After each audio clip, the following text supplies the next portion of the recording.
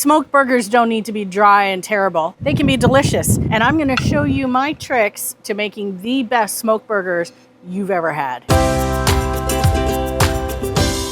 When you're making smoked burgers, less is more. The couple key things to do to make the best smoked burgers on the planet.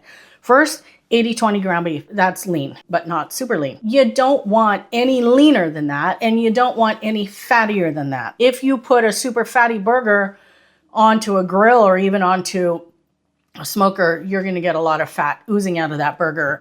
It's not gonna stay in the burger, so why bother? 80-20 is the perfect mix. I use chuck, you can use sirloin, you can use whatever the heck you want. It doesn't really matter. Whatever floats your boat. Second thing is, your burgers must go onto the smoker ice cold, not frozen, but super, super cold. So after you make your patties, get them in the fridge for an hour or 2 hours, depending on how cold your meat is when you start.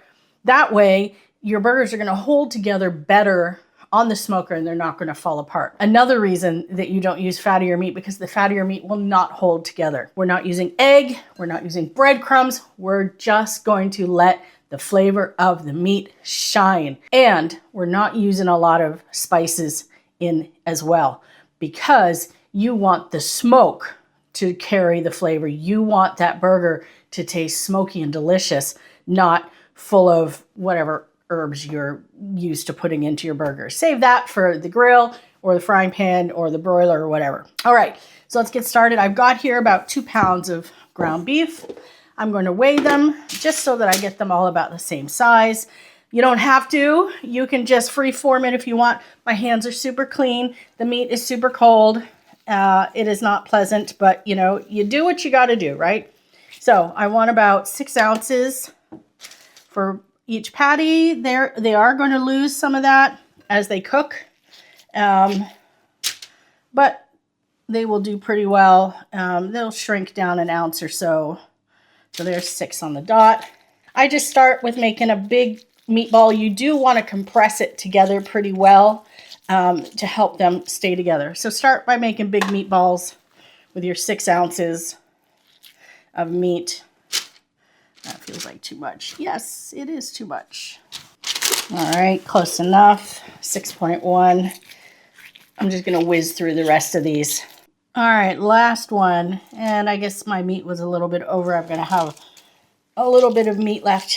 But that 2 pounds gave me about 5. Maybe I had more than 2 pounds. Anyway, I've got 5 out of this.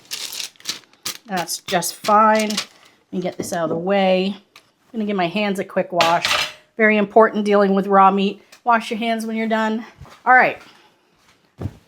Now that they've been weighed, I'm just going to press them down into patties. I'm just going to take these big old meatballs and I'm just going to flatten them slightly. So I've heard about the trick about putting a dimple in the middle. Will help them, I don't know, not shrink up too much. I don't know if that works or not, but you just want to have a patty and just keep pressing it together so that it holds together like that. Let me do the others. That's it. Okay, so I'm going to wash my hands again. Then I'm going to season them just before they go on the smoker with salt and pepper. That's it. And then we'll put them on the smoker and we'll let them do their thing until they are smoked and delicious all the way through.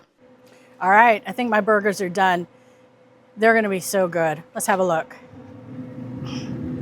Yes, indeed. They are done. My fish spatula, the best tool for the job. Look at that. Delicious. A kiss of smoke. Salt and pepper, that's it. That's all they need.